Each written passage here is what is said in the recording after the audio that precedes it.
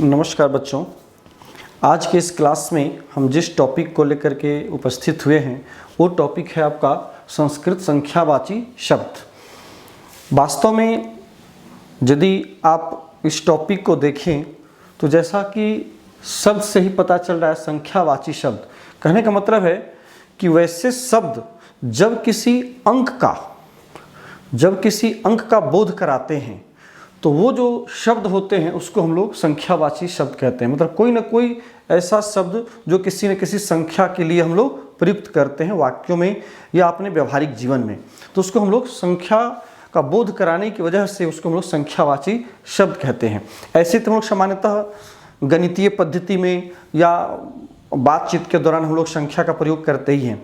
तो हम लोग आज जो देखेंगे वो संस्कृत में हम लोग संख्यावाची शब्दों का प्रयोग कैसे करते हैं, क्यों आवश्यक है, किस किस तरह से किस किस स्थानों पर हमें किस तरह से करना चाहिए, इन सभी बातों को इसमें हम लोग काफ़ी विस्तृत चर्चा करेंगे।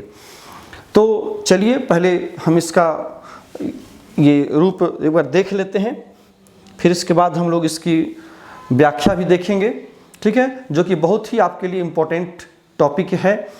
ये बोर्ड के एग्ज़ाम में आपको 4 से 5 नंबर का प्रश्न आपको संख्यावाची शब्द से रहता है। तो यहाँ यही ध्यान देने की बात है कि इस प्रकार से हम इसकी तैयारी करें ताकि आपका मार्क्स एग्जामिनेशन में नहीं कटे, ठीक है। चलिए इन्हीं शब्दों के साथ हम लोग इसको शुरू करते हैं। इसमें संस्कृत संख्यावाची शब्द में देखिएगा मुख्यतः 2 तरह का प्रयोग आपको देखने के लिए मिलता है। एक तो सामान्यतः सीधा सीधी जो हम लोग रूप कहते हैं 1 2 3, है ना, 1 द्वि त्रि चतुर पंच षट, इस तरह से आता है। मतलब जो सामान्य जो संख्या है उसके लिए प्रयुक्त होता है। और एक वो जो पूर्णार्थक संख्या कही जाती है, जैसे कि प्रथम द्वितीय तृतीय चतुर्थ पंचम षष्ठम, तो इस प्रकार से, या प्रथमा द्वितीया तृतीया, इस तरह से। तो ये जो है किसी न किसी पोजीशन के लिए वो प्रयोग किया जाता है जो पूर्णार्थक संख्या है।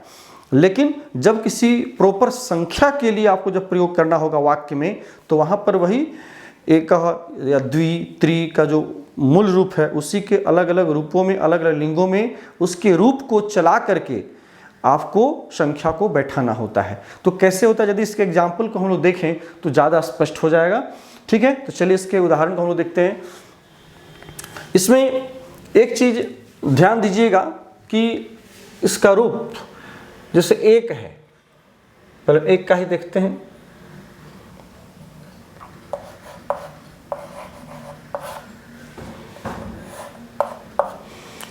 एक का हम सिर्फ पुल्लिंग में देखते हैं, ठीक है।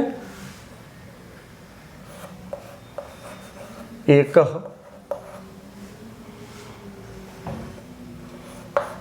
फिर है एकम, एकेन, एकस्मयी,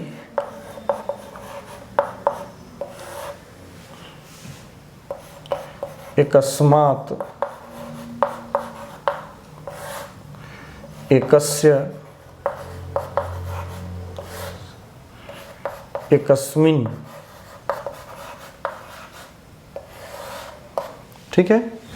ये जो है प्रथमा विभक्ति हो गई, ये हो गई द्वितीया, ये है तृतीया, ये हो गई चतुर्थी, ये है पंचमी, ये है षष्ठी और ये है सप्तमी। ये सभी 1 का ये पुल्लिंग रूप है। इसी तरह से इसका 1 का फिर स्त्रीलिंग और नपुंसक लिंग में भी होगा, ठीक है। इसी तरह से 1 का हम स्त्रीलिंग में भी देख सकते हैं, एका, एकाम,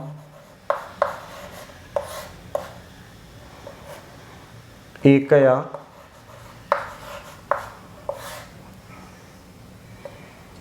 एकस्यै, एकस्यै, एकस्याः,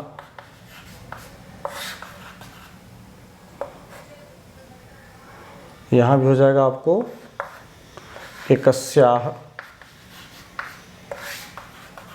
और यहाँ हो जाएगा एकस्याम, एकस्याम।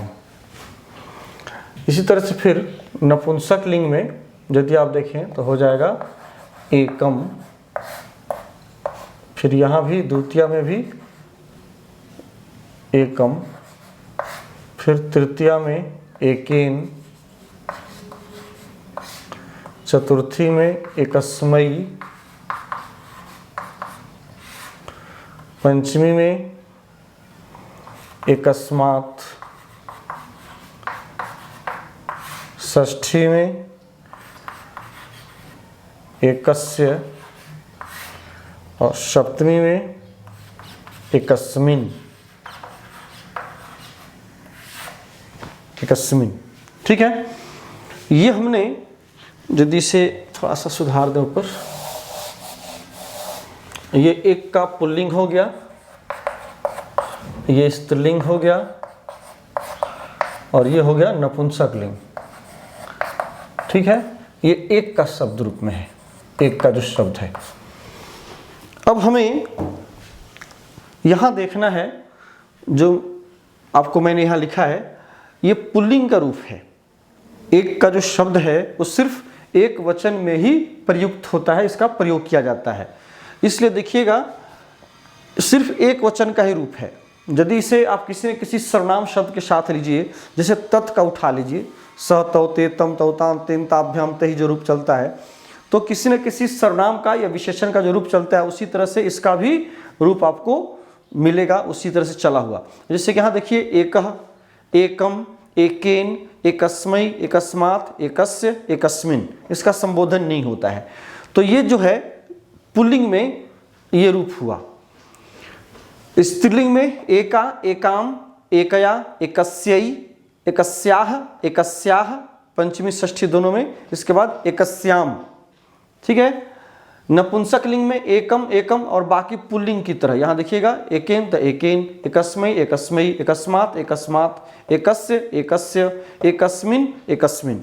मतलब नपुंसक लिंग और पुल्लिंग के रूप को यदि आप देखें तो दोनों का रूप लगभग एक समान चलता है, सिर्फ प्रथमा द्वितीया को छोड़ दीजिए तो। बाकी स्त्रीलिंग में पूरी तरह से भिन्नता आती है। अब हमें यह जानना है कि ये जो रूप हमने पढ़ा सिर्फ एक का ही है। इसी प्रकार से द्वि का भी होता है तीनों लिंगों में। यहाँ पर एक चीज ध्यान देने का है कि यहाँ पर एक वचन, द्विवचन, बहुवचन नहीं है। कई बच्चे इन चीज़ों को देख करके काफ़ी कंफ्यूज हो जाते हैं। वो समझते हैं कि एक वचन, द्विवचन, बहुवचन दिमाग में शब्द रूप वाला घूमते रहता है। सो बात नहीं है। यहाँ देखिए लिंग है, ये एक ही वचन में होता है, एक का शब्द रूप सिर्फ एक वचन में। इस बात को पूरी तरह से दिमाग में आपको सेट कर लेना, जो सबसे इंपॉर्टेंट चीज है। एक का शब्द रूप सिर्फ एक वचन में होगा, द्वि का शब्द रूप सिर्फ द्विवचन में चलेगा, उसका एक वचन या बहुवचन नहीं होगा।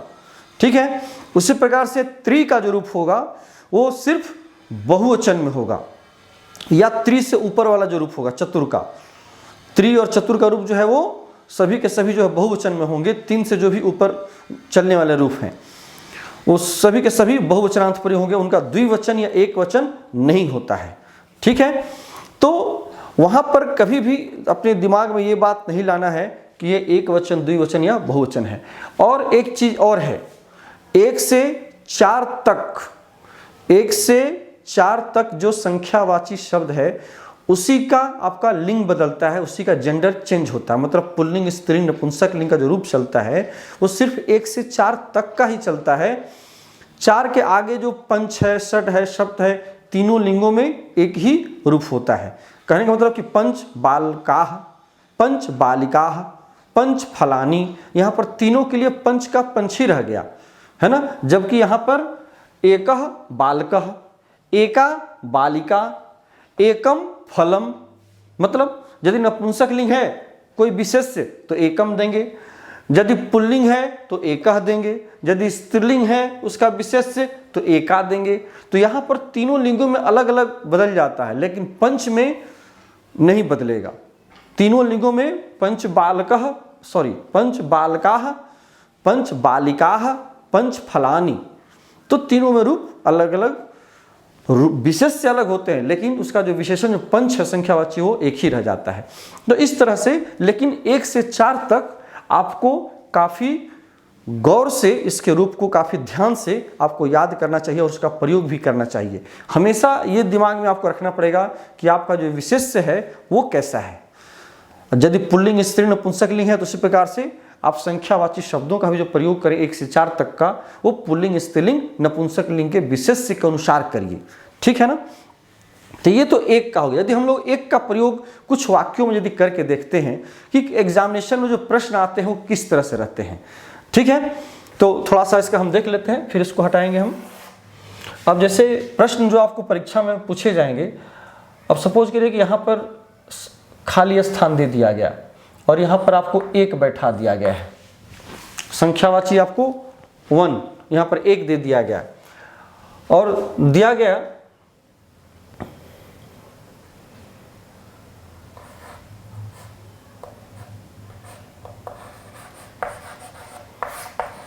बालकः खादति,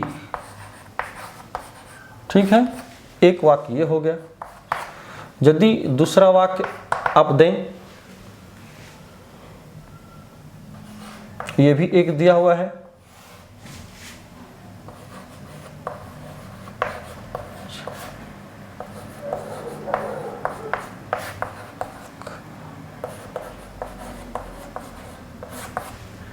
तीसरा उदाहरण देखें, फिर 1 का ही दे रहे हैं,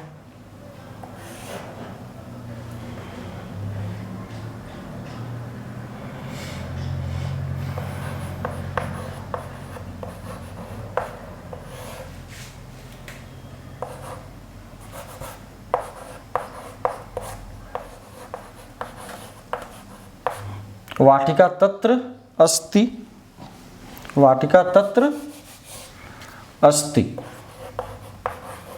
ठीक है। एक और उदाहरण देख लेते हैं,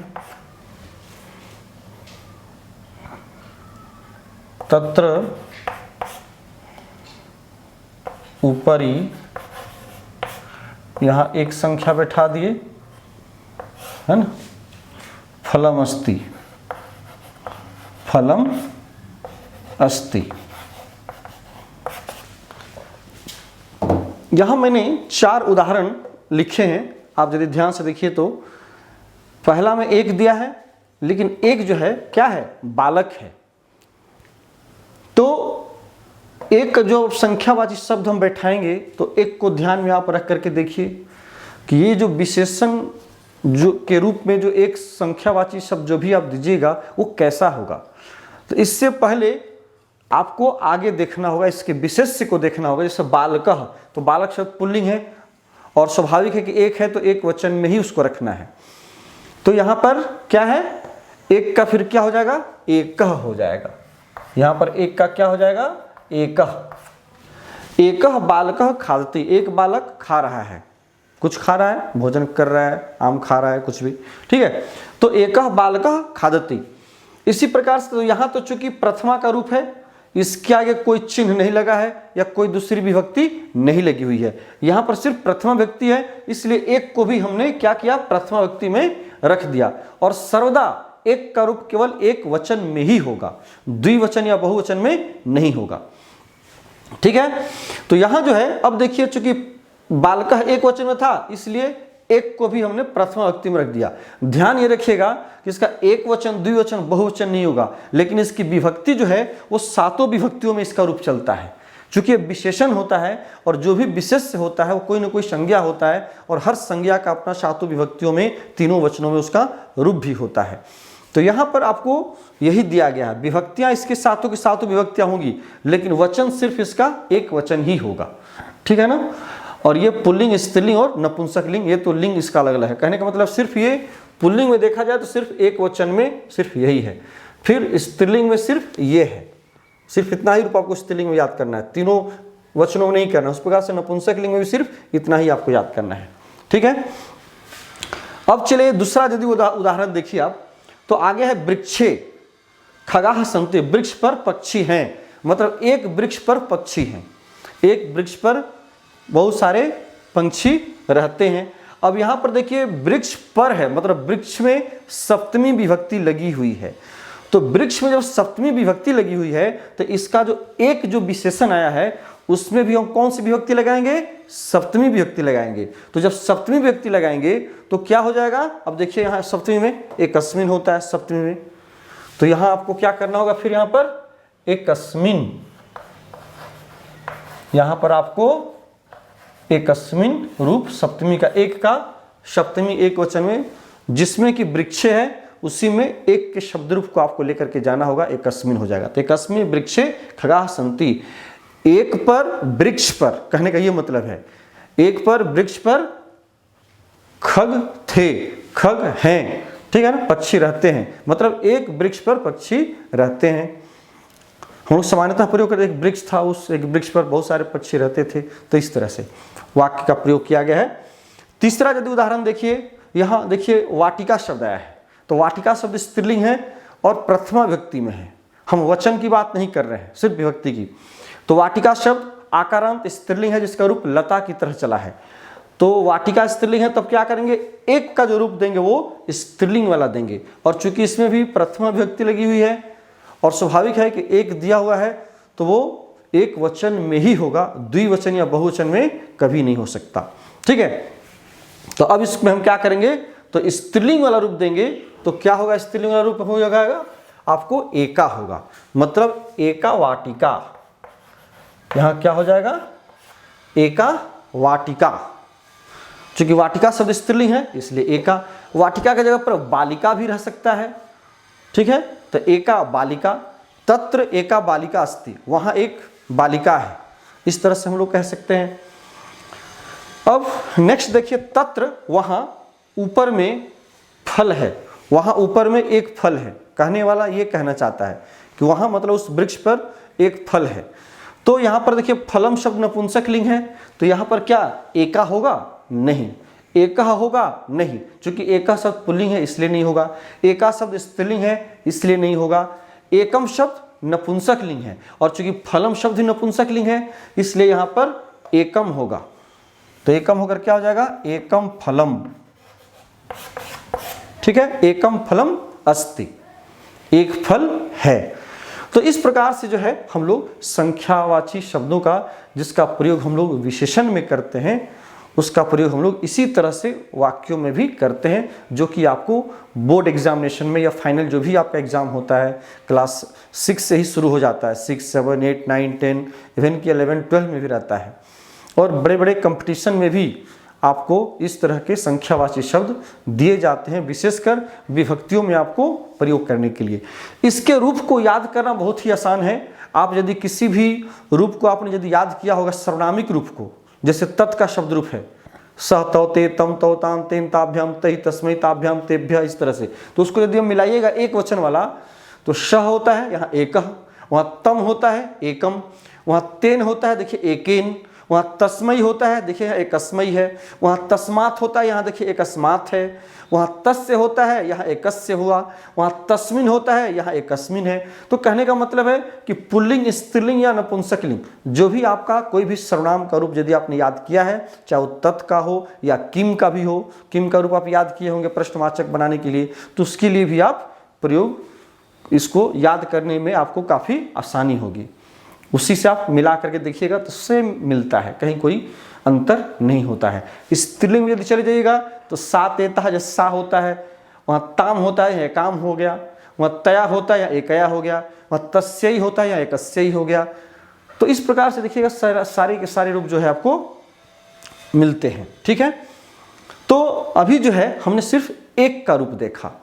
इसी प्रकार से आपको इस संख्यावाची शब्द को हम लोग फिर अब द्वि, त्रि, चतुर और बाकी जो संख्यावाची शब्द हैं उनका प्रयोग हम लोग देखेंगे नेक्स्ट वीडियो में। चूँकि एक वीडियो में संभव नहीं है, अगर एक वीडियो में यदि हम बनाना चाहें तो पूरा का पूरा वीडियो हमें लगता है कि 1 घंटा 1.5 घंटा से ऊपर बन जाएगा, जो कि आपके लिए काफ़ी बोरिंग हो जाता है।